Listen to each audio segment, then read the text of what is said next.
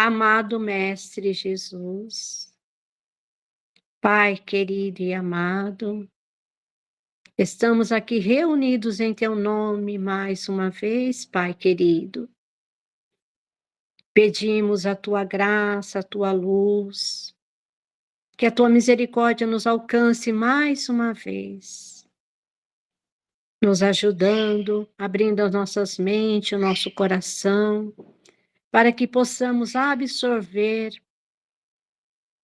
a Tua mensagem através do Teu Evangelho.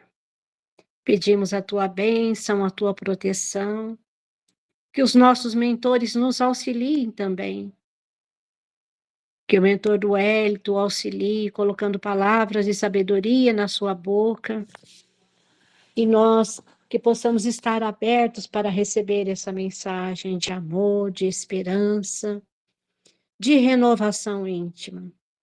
Pedimos, ó Pai, que abençoe cada lar, cada coração, segundo a necessidade de cada um, a nós presente e aqueles que não puderam participar também.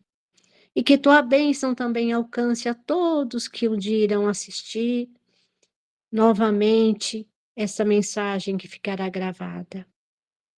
Nós te pedimos, Senhor, desde agora, no nome santo e amado do teu Filho Jesus. Que assim seja, Mestre querido. Que assim seja. Que assim seja. Vamos lá, vamos começar mais o nosso estudo aqui da segunda-feira. Nós estávamos aqui no item o mal e o remédio, nas instruções dos Espíritos. Só recapitulando, né, nós estamos no capítulo 5, Bem-aventurados os aflitos, e é interessante que esse capítulo aqui, o mal e o remédio, ele nos dá uma perspectiva do que fala esse capítulo 5 inteiro, né? Ele nos apresenta aqui diversos remédios para diversos tipos de aflições diferentes, né? A aflição por falta de esperança, por falta de ter uma visão mais voltada ao espírito do que à carne, né? Faz ali uma contraposição da visão materialista e a visão espiritualista, no sentido de uma evitar, né, aqueles que se entregam às garras do suicídio, e a outra, né, a materialista, de alguma forma, até incitar, né, aquele ser a cometer um ato tão vicioso, né, vamos dizer assim, né, tendo em vista que a nossa humanidade, a nossa sociedade, aí, ela vem enfrentando problemas graves com relação ao suicídio, né? Então, esse capítulo ele vem nos apresentar remédios também com relação a isso, remédios com relação às revoltas, às aflições relacionadas ao desespero, né, a falta de esperança. Então, nós vimos diversos ali, durante todo o decorrer desse nosso estudo do capítulo 5, Bem-aventurados os aflitos. Essa questão das aflições, ela foi nos apresentada de diversos vieses diferentes e com informações ali da espiritualidade, né, com essas explicações da espiritualidade no tocante aos remédios para essas aflições, né? E sempre esses remédios são voltados a um olhar mais amplo que nos permite ver a criatura divina que nós somos, né? Um olhar que nos convida, né, a olhar para nós mesmos como uma centelha divina, né? Nesse capítulo Mal e o Remédio, o Evangelho ele adentra de uma forma mais específica com relação aos remédios para os males gerais da humanidade, né? E aqui ele vai nos falar, assim, com todas as letras, que realmente o mal ele se combate com o bem, e que o melhor remédio para o mal sempre vai ser o bem, tá? Aqui, na parte que nós víamos, né, eu vou voltar um pouquinho para a gente poder retomar aí o nosso estudo.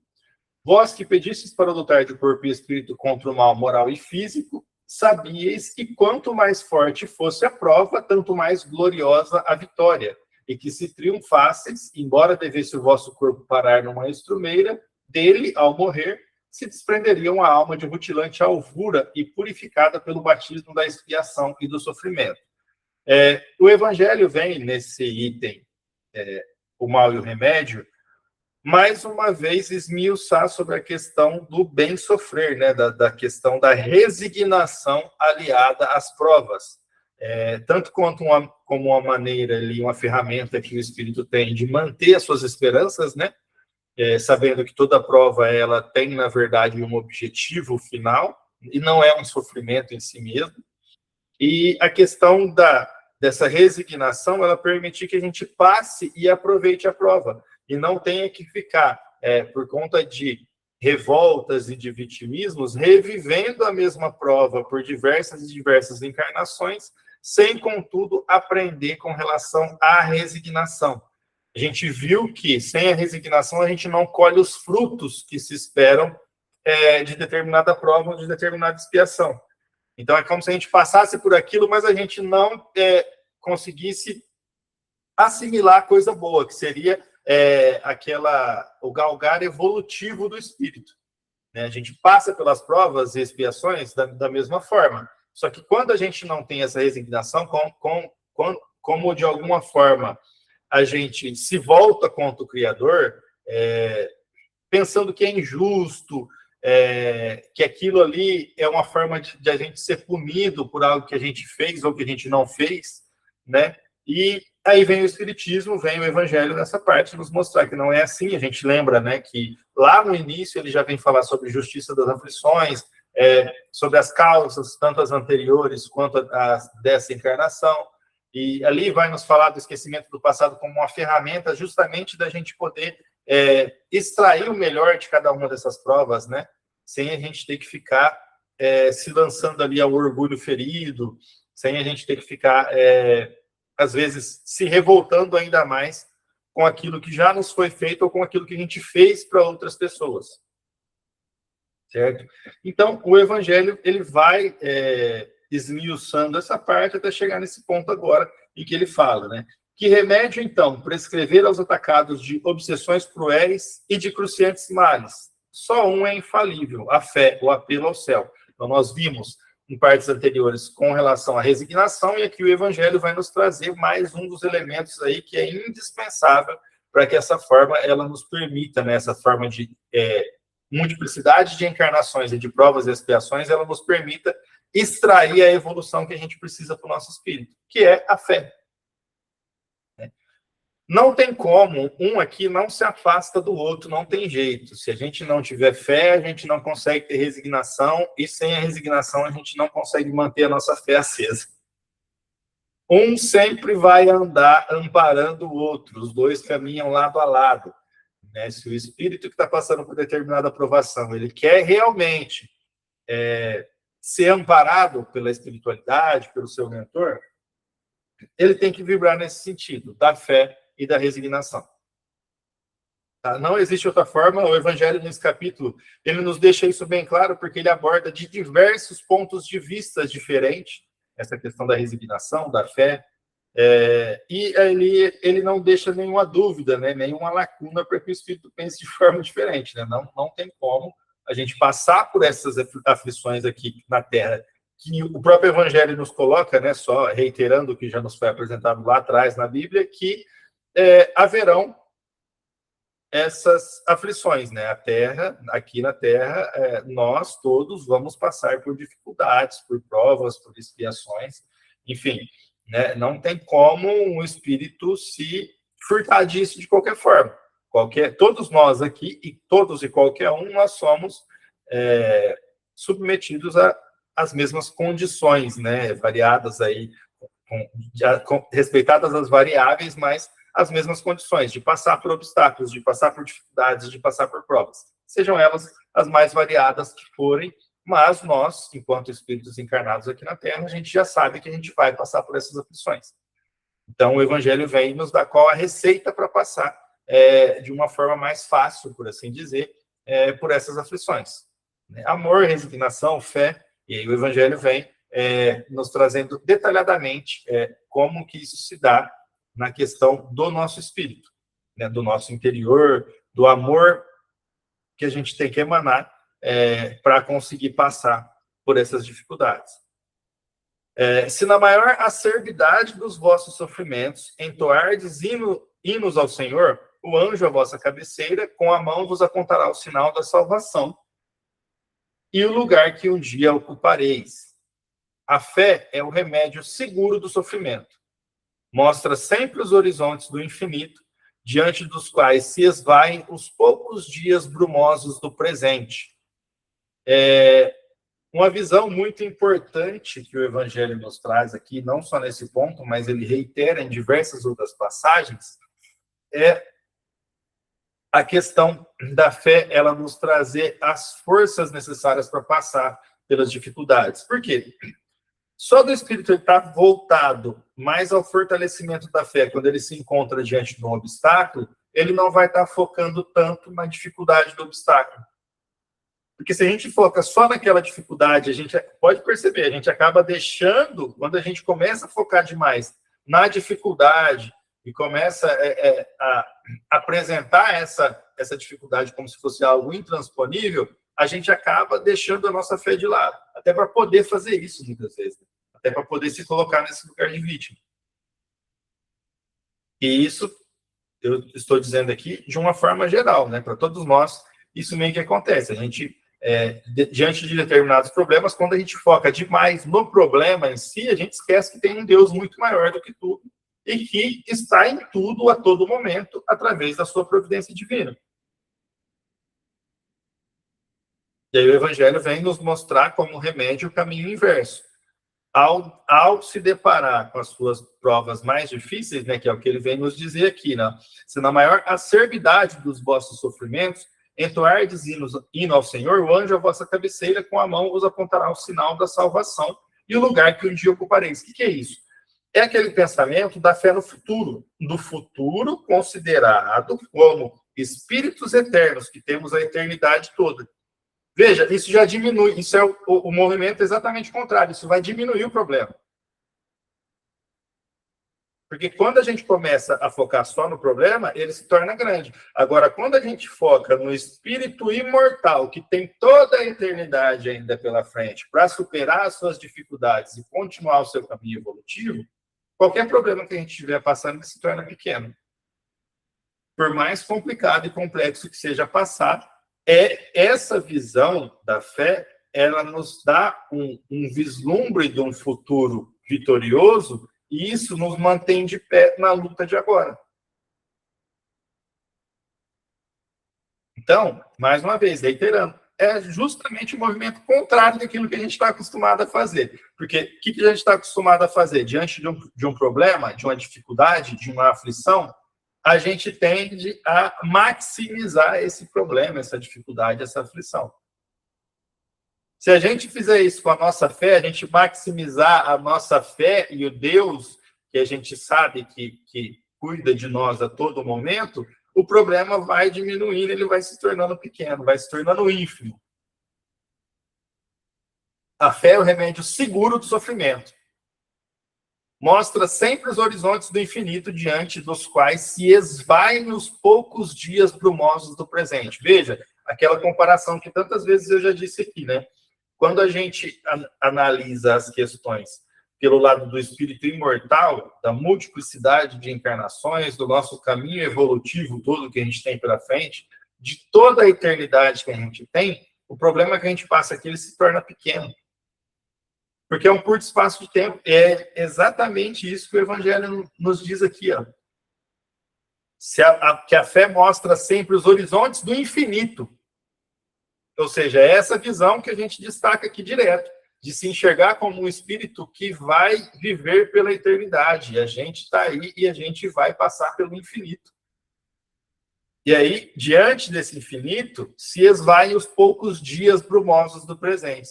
Ainda que esses dias brumosos ali, considerados poucos, sejam uma encarnação inteira, ainda assim são poucos dias brumosos diante de uma eternidade. E aí ele nos adverte, ó, não nos pergunteis, portanto, qual o remédio para curar tal úlcera ou tal chaga, para tal tentação ou tal prova. Lembrai-vos de que aquele que crê é forte pelo remédio da fé, e aquele que duvida um instante da sua eficácia é imediatamente punido, porque logo se sente as pungitivas angústias da aflição. Era o que eu estava dizendo, quando a gente começa a se afastar desse pensamento nosso da fé, a gente já começa a ficar mais aflitos e começa a sentir, né, as fugitivas angústias da aflição, como o Evangelho nos traz ali. Porque, ao se afastar desse pensamento da fé e de espírito imortal, a gente começa a maximizar esse nosso efeito. É como se a gente pegasse uma lente e, ao invés da gente apontar essa lente para a nossa fé, para aumentar a nossa fé, a gente apontasse ela para o problema, e o problema se torna gigantesco, justamente porque a gente tirou o foco da lente do quê? Da nossa fé, do espírito imortal que somos. Então, continuando ali no texto do Evangelho, o Senhor apôs o seu selo em todos os que nele creem. O Cristo vos disse que com a fé se transportam montanhas, e eu vos digo que aquele que sofre e tem a fé por amparo, ficará sob a sua égide e não mais sofrerá. Veja, isso é uma afirmação. Tá? Ó, e ele ainda se baseia nas falas aqui do Cristo. O Cristo vos disse que com a fé se transportam montanhas. E eu vou mais além, eu vos digo que aquele que sofre e tem a fé por amparo, ficará sob a sua égide, sobre a sua proteção da fé, e não mais sofrerá. E o que acontece, e a gente tem que pensar sempre a contrário senso, para fazer o nosso estudo aqui o mais completo possível, né? O que acontece se a gente vê, inclusive, isso pelo contrário senso? Que aquele que não tem a sua fé por amparo quando está passando pela dificuldade, fica sem essa proteção que a fé oferece.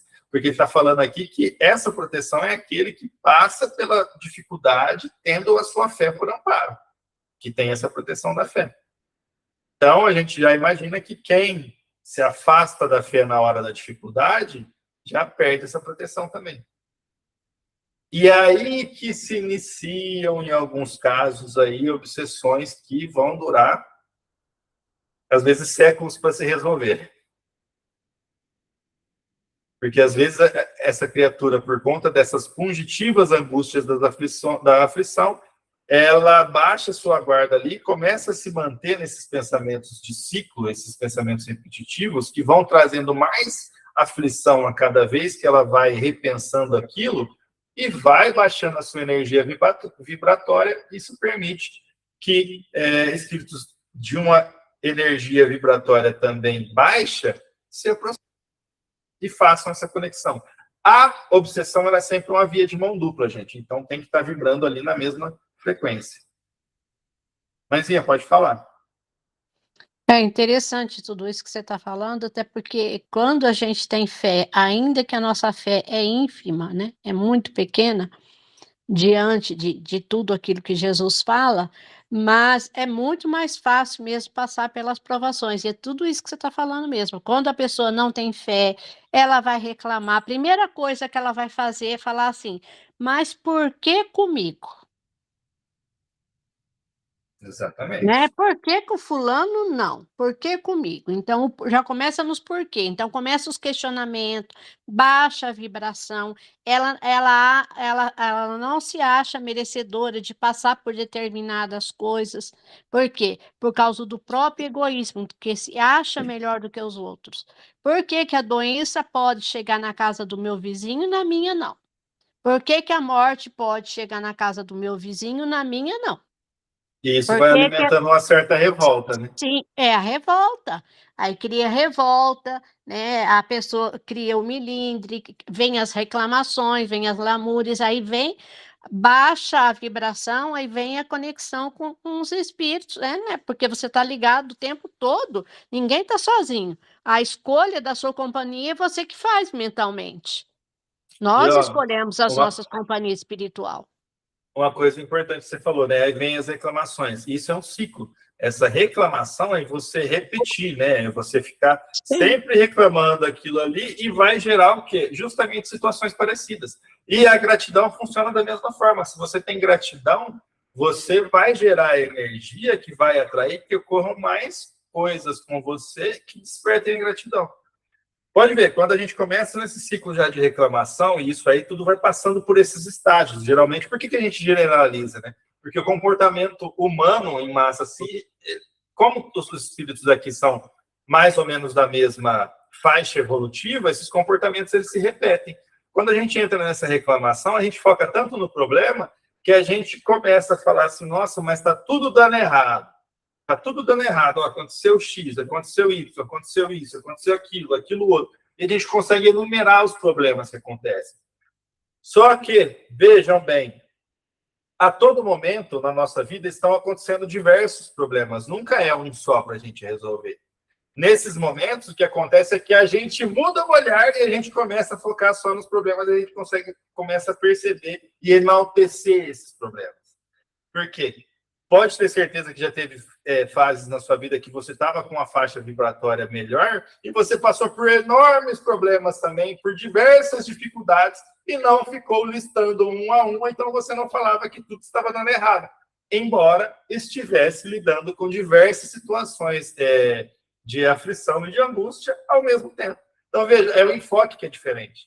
Quando você não está com esse enfoque que a gente está falando da reclamação, você passa pelos problemas sem ao mesmo ficar listando, você só vai resolvendo os problemas que estão aparecendo ali. E com isso, você vai caminhando em frente.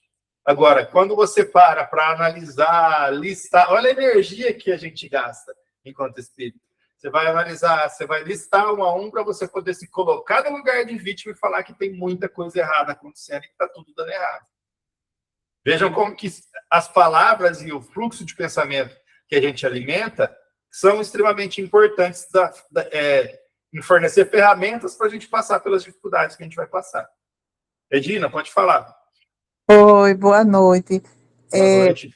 Assim, é interessante, assim, porque a nossa relação com a dor, né, com o sofrimento, a gente ainda tem muito que aprender, né, a suportar, como você disse, com essa resignação ativa.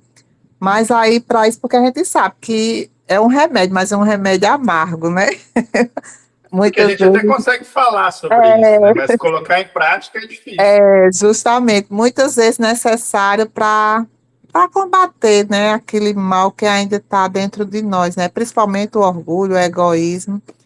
E assim, a gente sabe que a fé, ela é primordial, né?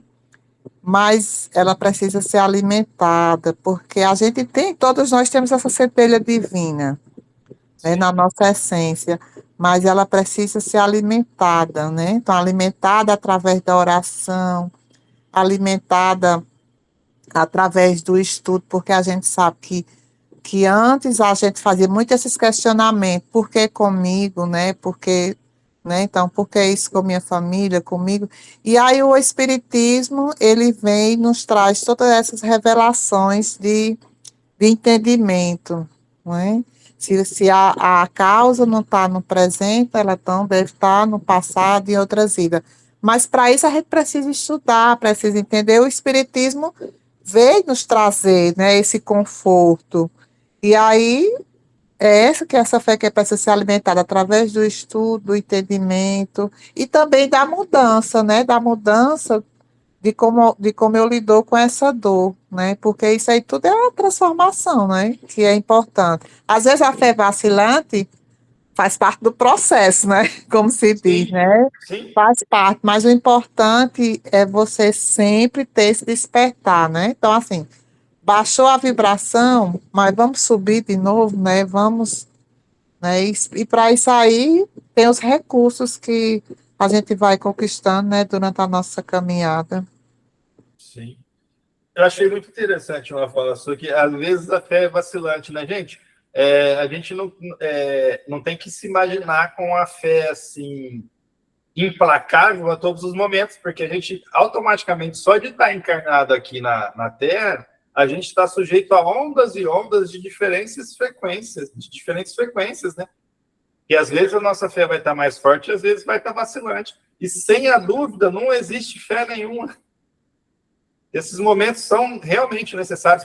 Até os momentos da fé vacilantes, eles têm seu objetivo, que é justamente o de fortalecer a fé. Então, eles são importantíssimos também, esses momentos de fé mais vacilante.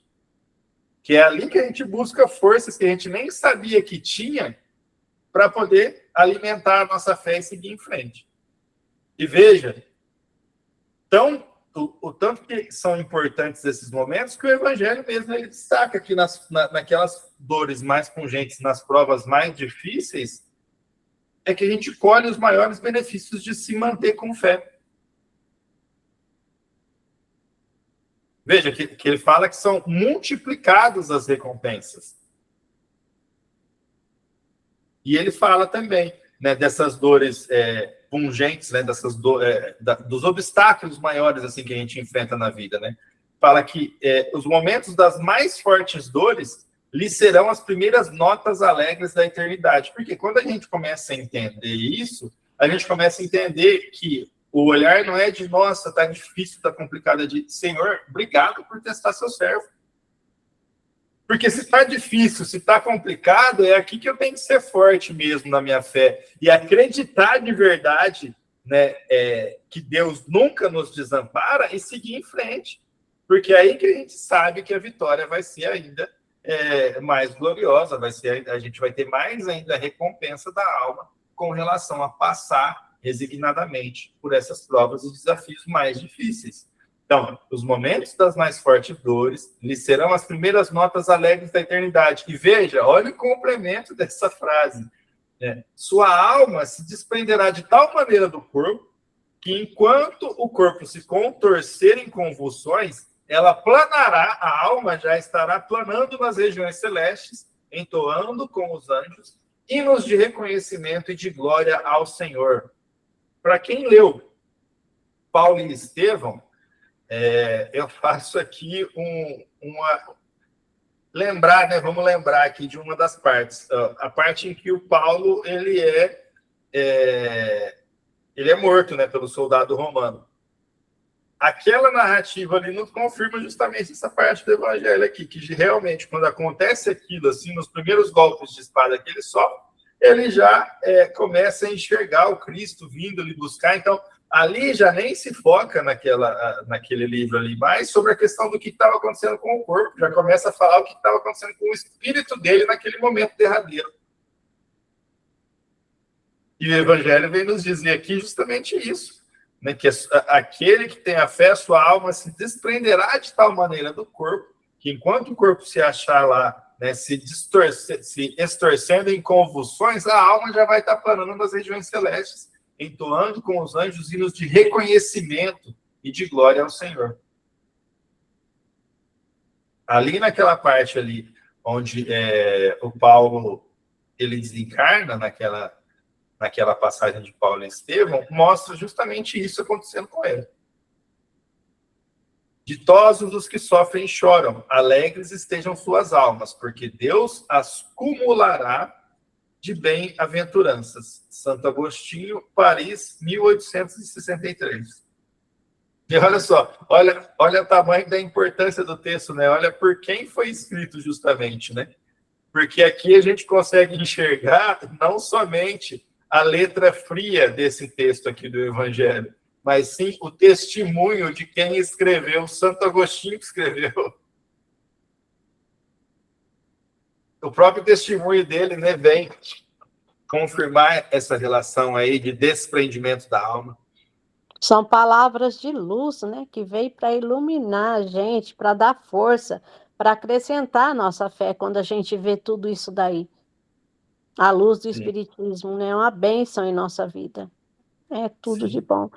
E a gente pensar que, diante de tudo que a gente está passando aqui, que esse Deus que sustenta todas as galáxias, gente, que está tudo em ordem, dentro da órbita, tudo girando precisamente da forma com que tem que ser, esse Deus não vai amparar a gente?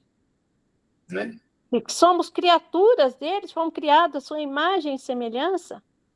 Não, às vezes a gente tem a audácia de imaginar que o problema terreno que a gente passa aqui é maior do que esse Deus. Então, que controla tudo, que está no comando, ele está no controle das nossas vidas. E nada acontece por um acaso. A gente é sabedor de que ele não coloca fardos pesados, né, nos nossos ombros, coisas que a gente não consiga carregar. Quem faz e fica olhando, agora se você para, você fica olhando para o problema e olha, vai crescendo, ele vai crescendo, vai crescendo, vai crescendo. Então a gente tem que olhar nos momentos difíceis para quem? Para Jesus. que é o autor e consumador da nossa fé. Então, nos momentos difíceis, olhemos sempre para Jesus. Nos bons também. Mas nos bons, né? Às vezes até a gente dá uma esquecidinha dele. Nos difíceis que a gente lembre. Por isso que é importante os momentos difíceis na nossa vida. Exatamente. Eu achei interessante quando você falou, Cida, da gente ter esse olhar para Jesus, porque ele veio, né? Então, assim, passou por tudo, né? Ele passou pela dor da traição, né? Dos melhores, dos seus, né? Daqueles amigos. Passou pela calúnia, né? Que foi caluniado. E tanto, muitas outras dores. E também passou pela dor da cruz, né? Daquele calvário todinho. E aí ele poderia não ter passado, mas ele passou justamente para nos mostrar, né? Que a gente pode passar pela dor e transformar essa dor, né? E aí ele teve essa confiança no Pai, né? Teve todo o tempo, até quando Maria foi lá, que viu ele com aquele sofrimento todinho, então só pelo olhar ele, né? Ele, como se diz, mostrou a serenidade dele, mesmo com aquela coroa de espinho, com todo aquele sofrimento, né? Que ele estava sentindo no seu corpo, né? Que ele sentiu a dor, sim. Mas aí ele não se deixou dominar pela dor, né? Manteve a sua serenidade. E aí nos mostrar, né? Então a gente tem a quem se espelhar. É difícil, mas ele deixou, né? Deixou o caminho para a gente seguir. O melhor exemplo. Sim, até porque ele se esvaziou de tudo o poder que ele tinha, Justamente. né? Ele veio como nós, como ser Como humano, nós, sentiu as justamente. mesmas dores, né? O abandono dos irmãos, né? O Justamente. distanciamento, tudo que nós passamos aqui, ele passou. Ele passou Assim, para mostrar que nós somos capazes também. Se ele passou, gente, olha o sofrimento dele, tudo, né? Ele foi julgado injustamente, ele morreu na cruz injustamente, né? No meio, foi condenado no meio de dois ladrões. E a gente, né, que não passa nem um terço do que ele passa, ainda tem a audácia ainda de reclamar da vida. E uma coisa importante é que hoje a gente temos o Consolador, né? Que está aí para nos Sim, consolar, para a gente entender. Tem os nossos benfeitores espirituais, né? sim, Temos literaturas que trazem temas excelentes. Então, assim, a gente tem muitos recursos, né? muita ferramenta, né? Para tornar esse fardo leve, né? Então, assim, Sim, basta, né, se movimentar. É uma resignação, é uma fé, mas é uma fé raciocinada e uma resignação ativa. Então, assim, se esforçar mesmo para sim, trabalhar, para se melhorar, sim. né, e se Essa vencer a si reforma íntima. mesmo. É como se É, diz, é o bom combate, né? O combate consigo mesmo. o nosso Exatamente. combate é com a gente mesmo, né? A nossa melhora íntima, né? Que a gente não tem que mudar o outro, temos que mudar nós mesmos. Parar de ficar conhecendo, mas eu conheço fulano, fulano é assim, assim. E eu? Como que eu sou? Como que eu sou? Boa noite. Boa Escutando noite, assim, Janete. Boa oh, noite, escutando, Jean. escutando vocês assim, chega a gente fica assim, que é muito interessante mesmo. E assim, a gente quando tem o entendimento da fé, mesmo que vacilante, a gente também tem esperança que aquela situação, aquela provação, né, vai passar. A gente está passando, é difícil, é tudo, mas ela não é uma coisa sofrida, sofrida desesperadora, né? É uma coisa que a gente está passando, mas que a fé nos traz essa consolação. Não, vai passar, Deus vai estar ali. Ele vai me tirar dessa, vai aliviar. É muito interessante mesmo, tudo que vocês falaram aí. Sim, Isso é uma mesmo. esperança, né? Esperança pura, né? A boa nova do Evangelho é a esperança.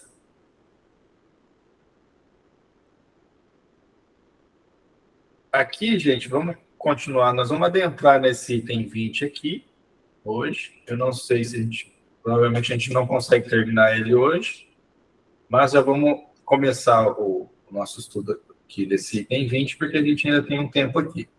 Então, o Evangelho seguindo, ele vai nos dizer, né, que a felicidade não é deste mundo, né, trazendo aí um trecho ali de Eclesiastes para a gente debater aqui. Ó. Não sou feliz. A felicidade não foi feita para mim. Vejam, né, um estudo complementa o outro ali, o item sempre vai seguindo na mesma direção que o anterior, né, e preparando o caminho para o próximo. Então, a gente vê aqui justamente o Evangelho nos convidando a enxergar que isso é algo que é uma visão que a gente tem. É algo que comumente nós, encarnados aqui na Terra, a gente pensa. Não sou feliz, a felicidade não foi feita para mim.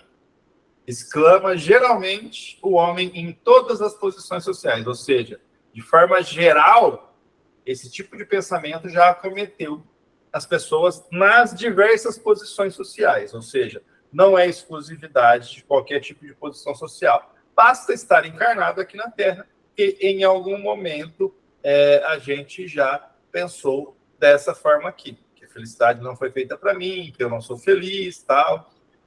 E aí ele vai nos dizer isso, meus caros filhos, prova melhor do que todos os raciocínios possíveis a verdade desta máxima do Eclesiastes. A felicidade não é deste mundo. Ou seja, se a gente pegar o raciocínio geral da população, de qualquer lugar, em qualquer posição social, a gente vai confirmar essa máxima do Eclesiastes de que a felicidade não é deste mundo. Porque, geralmente, as pessoas não se sentem felizes aqui. E aí ele vai nos dizer mais ainda. Olha como que o Evangelho é didático e profundo, né? Com efeito, nem a riqueza, nem o poder, nem mesmo a florida juventude são condições essenciais à felicidade. Veja, isso aqui, a gente vê, né, vamos transformar isso em perguntas. A gente vê e a gente percebe no mundo de hoje em dia pessoas colocando a sua felicidade, depositando toda a sua felicidade na riqueza e, inclusive, quando não alcançam essa riqueza, acham que não são felizes com nenhuma outra coisa e se propõem a fazer qualquer coisa possível que tiver ao seu alcance ali para alcançar essa riqueza, alcançando que a felicidade está na riqueza. A gente vê isso no mundo de hoje em dia, sim ou não? Com qual frequência que a gente vê isso? Vê isso constantemente, né? E com relação ao poder, a gente pode fazer esse mesmo raciocínio? A gente vê irmãos nossos aqui encarnados se perdendo pelo poder, colocando toda a sua felicidade nas mãos de um poder e aí fazendo de tudo para alcançar cada vez mais e mais poder? Sim, com certeza, mas isso daí vem do quê? Do bem suado do orgulho, né? Que está arraigado nessa pessoa, né? Sim, Isso é orgulho exatamente. demais. Com relação à Orgulho, juventude, a gente pode fazer o mesmo comparativo também. Hoje em dia, inclusive, essa questão está muito à tona. A questão da juventude, que, vamos dizer, em questões de aparência. Se as pessoas buscam isso de todas as formas. Tem gente que morre, que perde a vida por conta de procedimento estético hoje em dia? Sim ou não? Qual a frequência? Muito ou pouco? Demais. É o que mais a gente vê. Tem gente jogando a saúde no lixo agora, enquanto a gente está aqui fazendo o nosso estudo. Tem gente que está jogando a saúde no lixo para alcançar alguma juventude ou alguma aparência inalcançável, por conta de achar que naquele tipo de aparência está toda a sua felicidade e a pessoa se perde nesse caminho. Com certeza. Então, veja, acho que o Evangelho aqui não está mentindo, né? Muito pelo contrário, né? Ele está nos trazendo aí a verdade em cima, na risca, né? Ó, lembrei de um pensamento simplesinho, né? De um ditado que diz assim: no hospital, a pessoa, quando acorda de manhã, ela fala assim: graças a Deus, mais um dia. Né? Aí, muita gente nas suas mansões fala: nossa, Mais um dia. mais um dia. Né? E Aquele assim, desânimo todo, com tudo, né? Com saúde, com tudo, enquanto o outro está lá lutando pela vida, agradecendo a Deus por mais oportunidade, mais um dia. e assim, e a gente vê assim que às vezes a gente, né, tem até a felicidade é você também ter uma vida pacata, tranquila, né? Mas assim, mas termina o tédio tomando de conta. Às Então, vezes a a gente pessoa sabe se assim, deprime, né? então, assim, quanto mais desafio, mais coisas que a gente passa, mais a gente vai crescer, evoluir, né?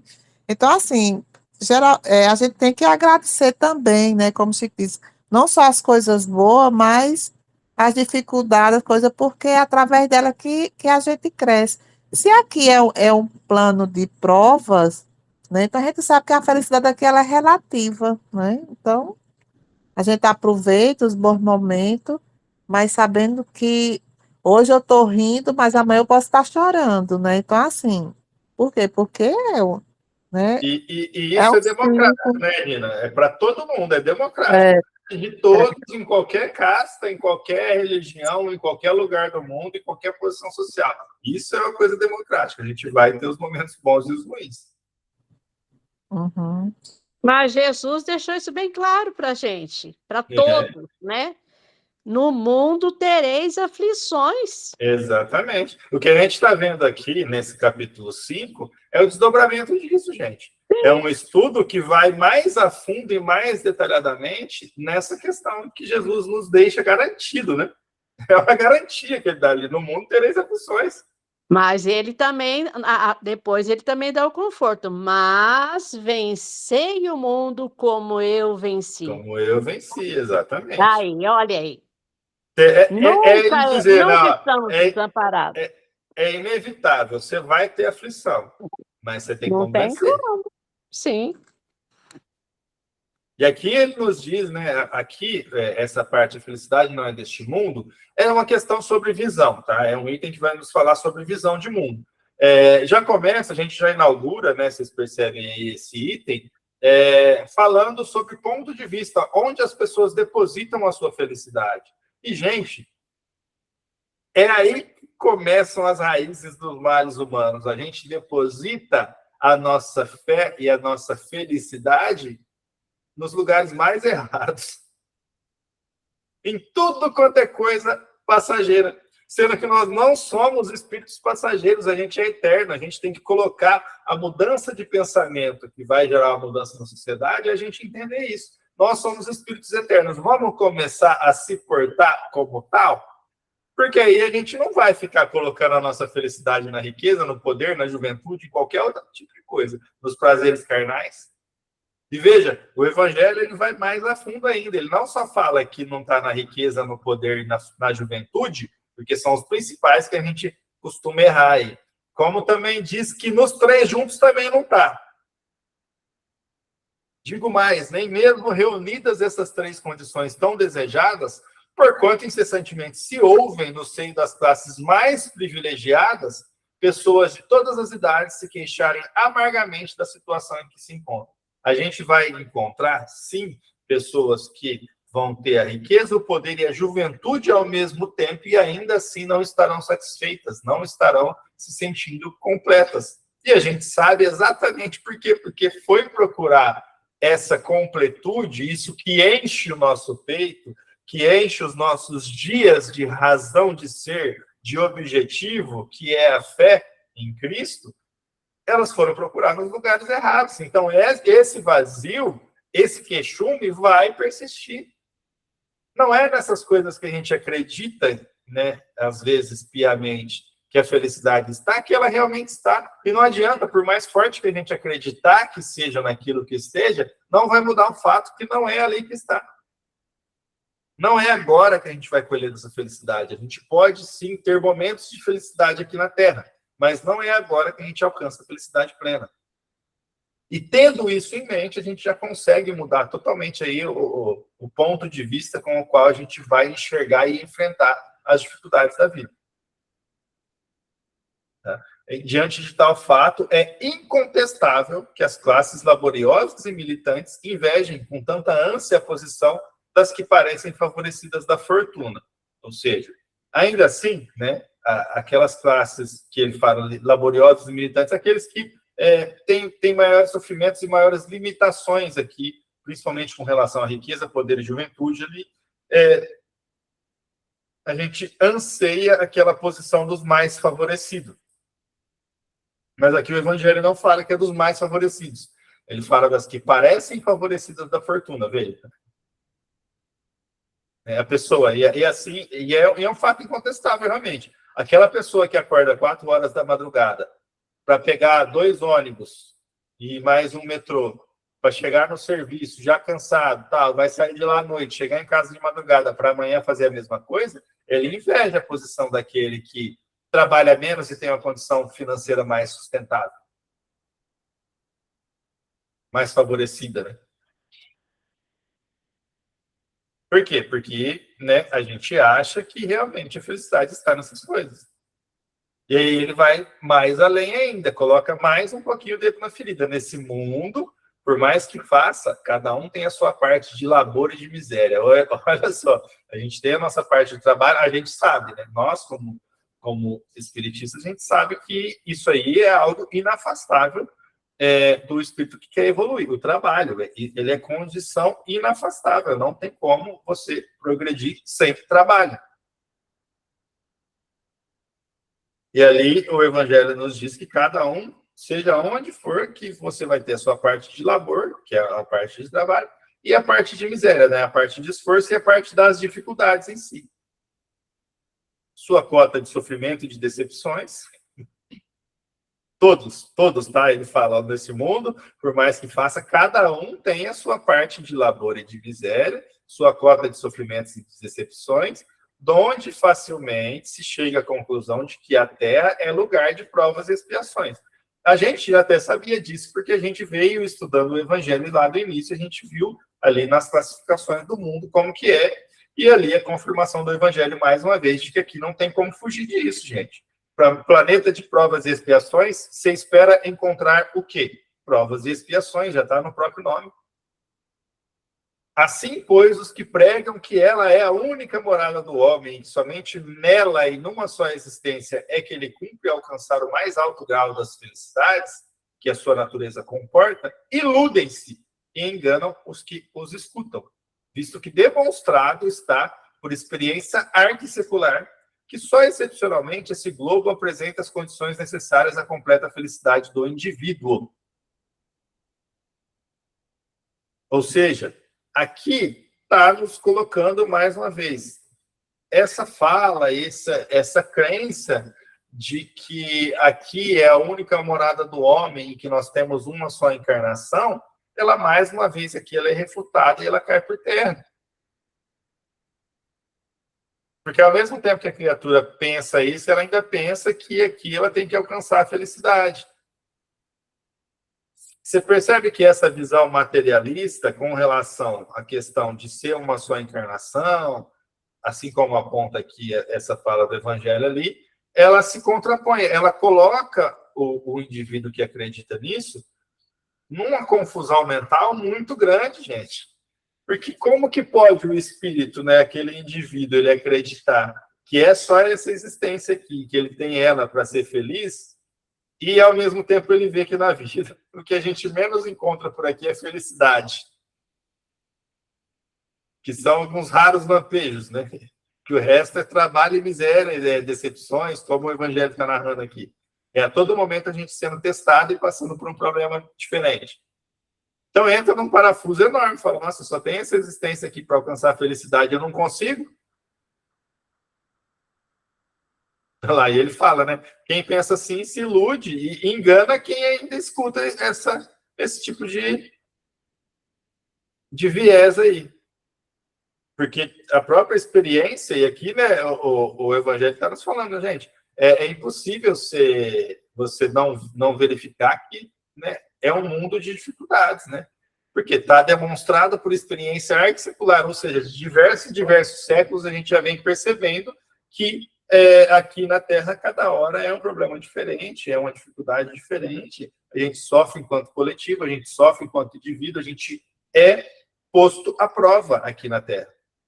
Excepcionalmente, esse globo apresenta as condições necessárias à completa felicidade do indivíduo. Excepcionalmente. E bem excepcionalmente, inclusive. Mas, Inha, você ia falar?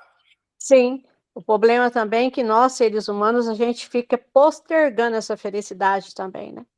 Ah, quando eu conseguir aquele emprego, eu vou ser feliz. Quando eu comprar aquela casa, eu vou ser feliz. Quando eu comprar aquele carro, eu vou ser feliz. É, Quando eu casar com aquele fulano, eu vou ser feliz.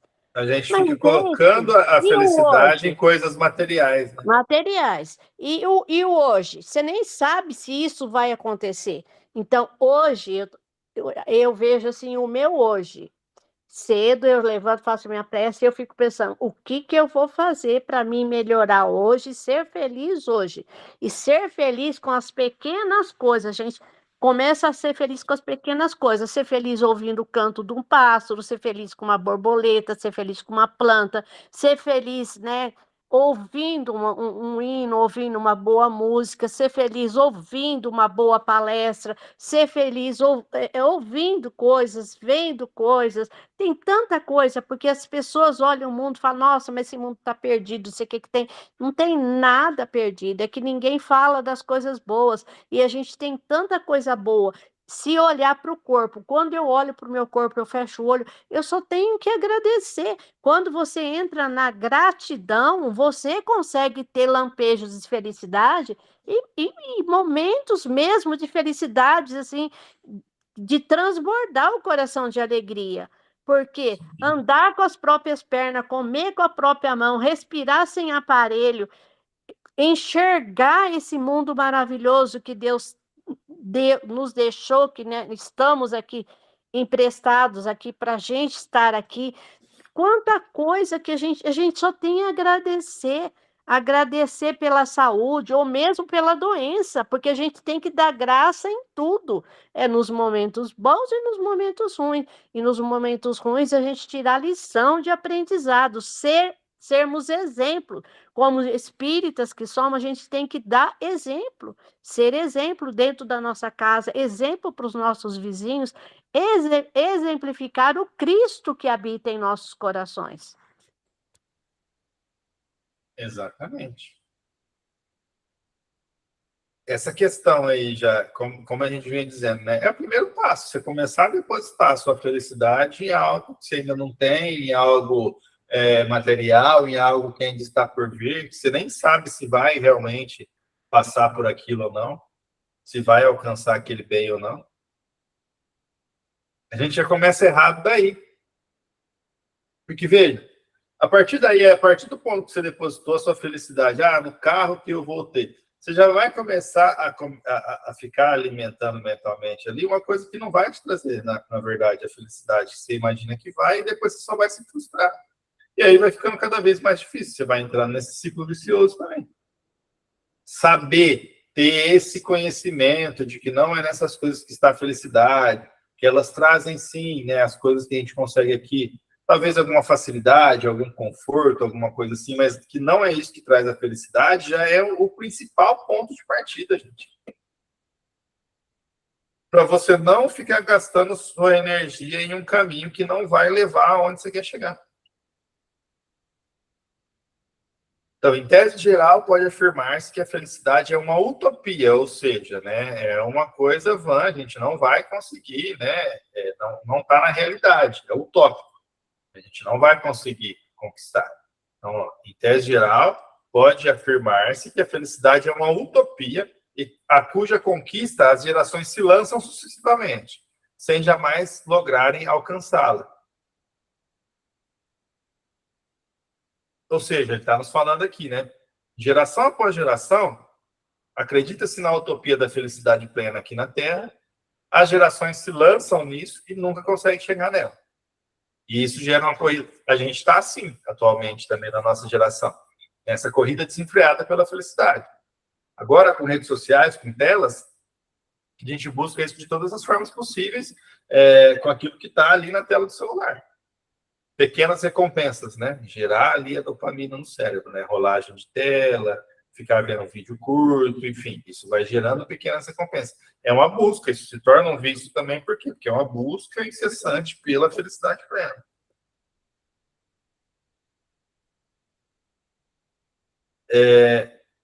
E ele vai mais além ainda, né? Se o homem é ajuizado, é uma raridade nesse mundo, olha, aquele que tem juízo, aquele que sabe dessas coisas, já é raro nesse mundo, O homem absolutamente feliz jamais foi encontrado. Jamais foi encontrado. Nunca houve um homem absolutamente feliz, porque a Terra não é lugar de homem absolutamente feliz, gente. Que não é um planeta onde seremos absolutamente felizes.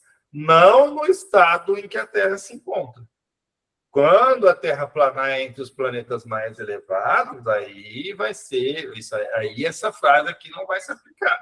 Tá? Mas no estado de planeta de provas e expiações, homem absolutamente feliz não tem como encontrar na Terra, porque não é lugar para isso. Né? O planeta não é...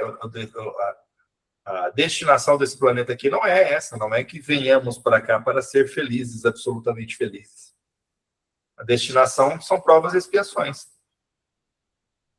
O em que consiste a felicidade na Terra é coisa tão efêmera para aquele que não tem a guiá-lo à ponderação, que por um ano, um mês, uma semana de satisfação completa, todo o resto da existência é uma série de amarguras e decepções. Exatamente sobre o que vínhamos falando, né? Depositar sua felicidade em coisas efêmeras aqui, né? Esse ser que, sem deixar a ponderação guiá-lo, vai acreditar no que é a felicidade aqui, vai destinar o seu pensamento para coisas materiais. E aí, por conta de um ano de satisfações ali de sensoriais aqui, materiais, um mês, ou uma semana de satisfação completa, joga por terra toda uma existência. E depois se compromete, né, a passar mais existências de amarguras e decepções por conta das dívidas que contrai, tentando satisfazer essa felicidade absoluta, que é uma utopia, que é impossível de alcançar. E notai, meus caros filhos, que falo dos venturosos da terra, dos que são invejados pela multidão. Ou seja, o que ele está falando aqui? Daqueles que alcançam ainda fortuna, sucesso, poder, essas coisas, e se perdem no caminho. Estão plantando algo para colher depois que seja bom, uma vitória? Não, estão plantando amargura e decepção para depois. O Elton. Pode falar, Janete. E também aqueles que vendem a falsa felicidade, né? Sim. Mostrando, você falou dos digitais, né? Mas também aqueles que vendem, colocando Sim. fotos que está em tal canto, que alcançaram aquilo, sendo tudo mentira. A imagem também, tudo de muito belo, tipo assim, vendendo uma falsa felicidade. Quer dizer, eu acho que aí também está contraindo uma dívida, né? Além de não assumir. A responsabilidade é enorme, Janete, mas é enorme, porque, veja, isso aí aproxima os espíritos, aqueles que vão ver também, do quê? Do pensamento materialista também, que vai afastar essas pessoas da espiritualidade. Olha, a gente não tem, e aqui eu vou jogar um exemplo bem sério, a gente não tem condições ainda de saber e de mensurar a totalidade das pessoas que são impactadas por esses influenciadores e que, por conta depois de comparações, essas pessoas são levadas, né, justamente guiadas por esse pensamento aí do materialismo, que não tem muito bom senso, são guiadas a se suicidar. Por quê? Está vendo? Está sendo alimentado por aquilo ali a todo momento, e aí, como a pessoa, né, ela tem essa questão de ter uma visão materialista, ela começa a fazer comparação, mas o fulano consegue ter isso, e eu não tenho, eu estou aqui batalhando, eu não tenho, eu não consigo, isso, aquilo, ai, está muito difícil. E aí entra todos esses pensamentos recorrentes que a gente estava falando desde o início hoje aqui. Veja o tamanho da responsabilidade, Janete.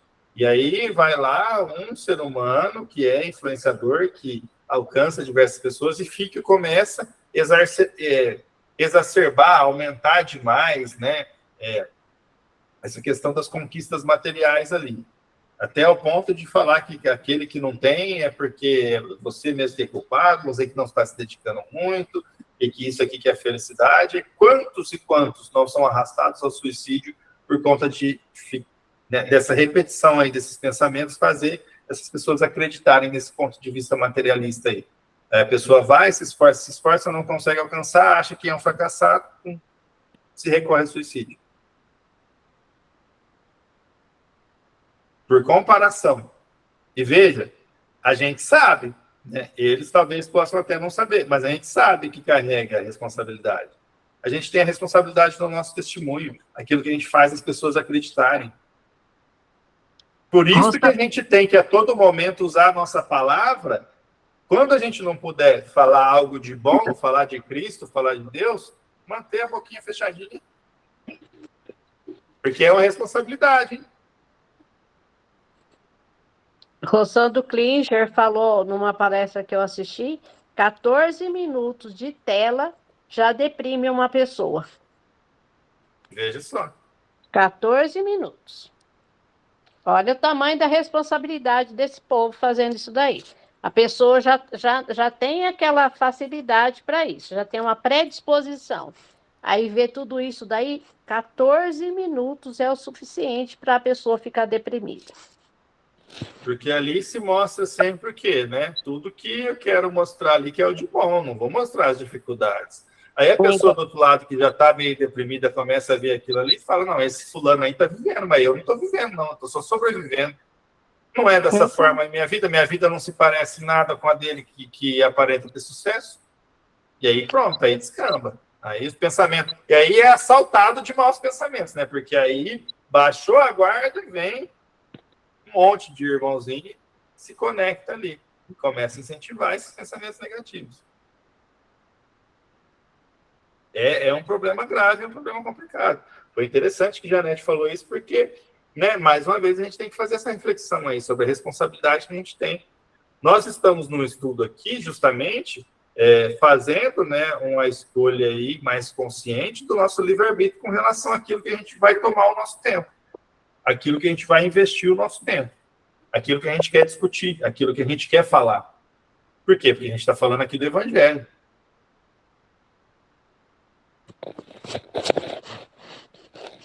E veja, isso já muda completamente o jogo. Podem ver que durante a semana, ainda que não seja dia de estudo, a gente, diante de algumas situações, como isso fica depois martelando na nossa cabeça, diante de algumas situações, vem coisas que a gente discutiu aqui. E a gente fala, olha só, isso aqui foi falado lá no estudo, né? Que nem a gente falou no estudo de quarta, né? Vem o Alberto, olha aqui, o Alberto falou isso, né? Então, né, no dia a dia, a gente colhe os frutos disso, gente. É o que a gente está plantando. Só que, por outro lado, tem gente semeando mensagens aí que a colheita não vai ser tão boa assim. Gente, alguém quer fazer mais algum comentário, adicionar mais alguma coisa? A gente até passou aqui já um pouquinho do nosso tempo.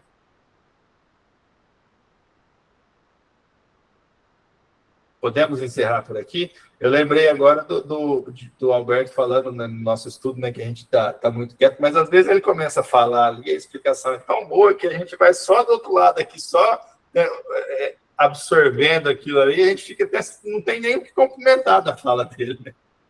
E aí, quando vê, passou metade do estudo e o Alberto estava falando sozinho lá, mas não é porque a gente não quer falar, né, não quer participar, é porque realmente ele fala de uma forma completa. Porque ele vai falando e é como se fosse assim, a gente vai recebendo do lado de cá e vai penetrando dentro da gente, a gente vai ficando, parece que a gente fica até paralisado, fica extasiado ali, né? Sem movimento. Fica, porque ele vai despertando os raciocínios dentro da cabeça da gente, né? Vai aflorando, vai trazendo, como a gente fala mesmo, vai trazendo luz, né, para dentro da gente. Isso vai clareando muita coisa, isso é muito bom. E depois a gente vai, né, fica, por conta de um dia ali que a gente dedica ao estudo, a gente fica aí uma semana inteira colhendo os frutos disso depois, no nosso dia a dia. É excelente. Isso a gente leva para a vida. Eu acho que está muito bom, meu filho. Foi muito bem esclarecido, sim. Eu acho que não tem dúvida, não. Então, é isso, gente. Quero desejar mais uma vez uma boa noite a todos que aqui participaram, agradecer a presença dos nossos mentores espirituais, de toda a espiritualidade que se disponibilizou a estar nesse momento aqui com a gente. Agradecer a todos aqueles que vão ver essa mensagem depois e pedir que frutifique também em cada um dos corações que tiver acesso a essa mensagem, né? Que o nosso objetivo aqui justamente é trazer essa luz, assim como a gente tem, pode usufruir dessa luz, que outras pessoas também possam usufruir da luz do Evangelho. Uma boa noite a todos, agradeço a presença de cada um aqui mais uma vez, e aguardo vocês no nosso estudo de quarta-feira, de novo, aqui com o nosso amigo Alberto. Obrigado a todos e uma boa noite. Boa Boa noite. noite.